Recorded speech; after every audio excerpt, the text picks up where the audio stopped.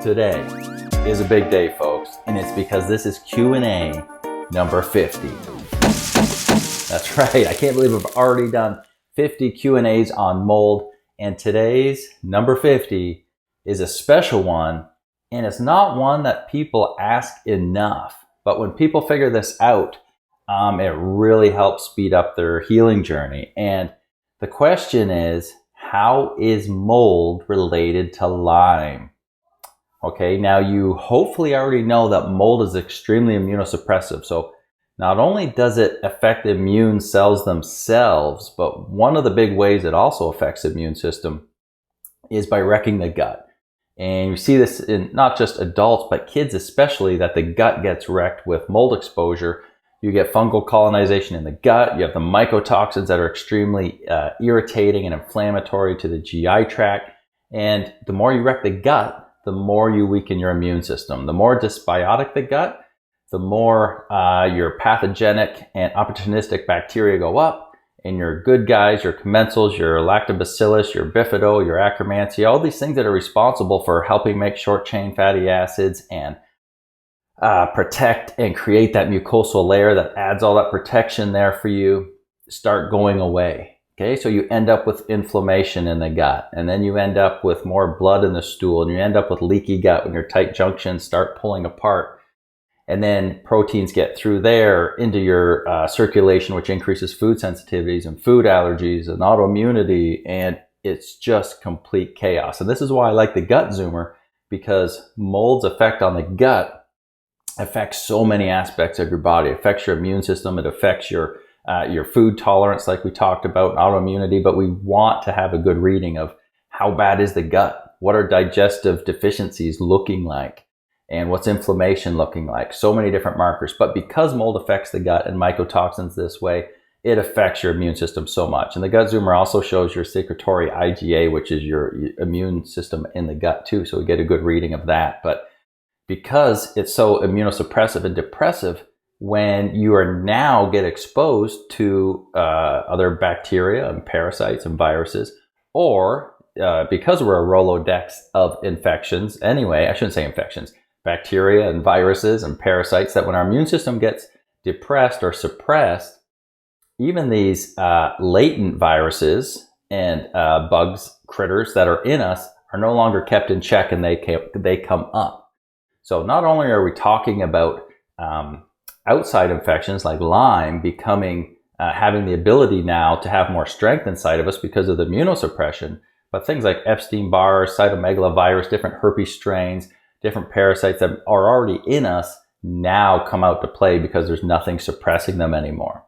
But with Lyme disease, because when you get bit by a tick or another vector, mosquito, mite, flea, spider, any of these blood suckers, you can be exposed to all these things, especially deer ticks, right? Because they're fully loaded grenades when they embed and regurgitate. So you could have mold toxicity, mold exposure in your home. It lowers your immune system by affecting your immune cells directly, by ruining your gut, which affects your immune system because you lost that robust bacteria. And now when you get, say, a tick bite, for example, and in comes Borrelia, Babesia, Bartonella, Ehrlichia, Anaplasma, Rickettsia, and all these horrible co-infections, your immune system is now not up for the task.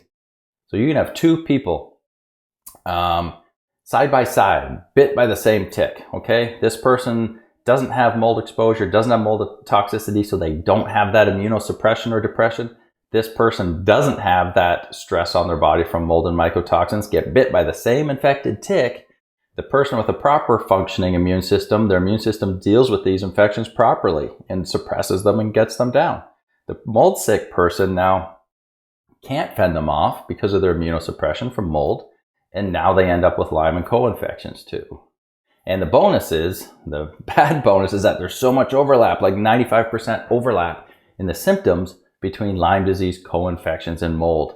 And this is why this is such a big deal, and why many people don't get this. But the people that do are the ones that are able to heal, because if you have one or the other and you don't know about the other, it makes it really hard to get traction to heal the one you know about. So when people have Lyme disease and they're working year after year, trying to get traction in healing their Lyme. They're trying to detox. They're trying to kill these infections, and they're getting nowhere. It's because they very likely have mold exposure and mold toxicity suppressing their immune system.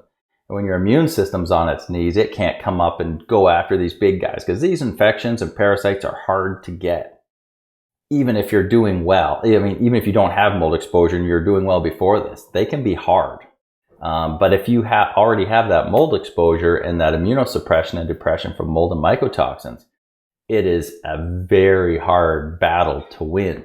So that I see about 75% of the time there's overlap between both these guys. That if someone has Lyme, it's 75% of the time they're going to have mold exposure, mold toxicity. So that's why I like to test both.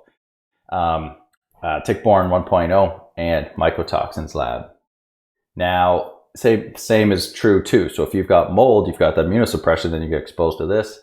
And then it's really hard to get rid of either, because they both really work against the immune system and really stop your body from getting traction. So this is the relation between mold and Lyme. Mold doesn't cause Lyme. Lyme doesn't cause mold. But the immunosuppression of each makes you more susceptible to the other. And that's why you see this more often than not, that someone that starts with one can very often end up with the other. It's the evil hybrid, I call it. And because these people are just so hard to help, but you need to know what you're dealing with. And this is why we run those labs together.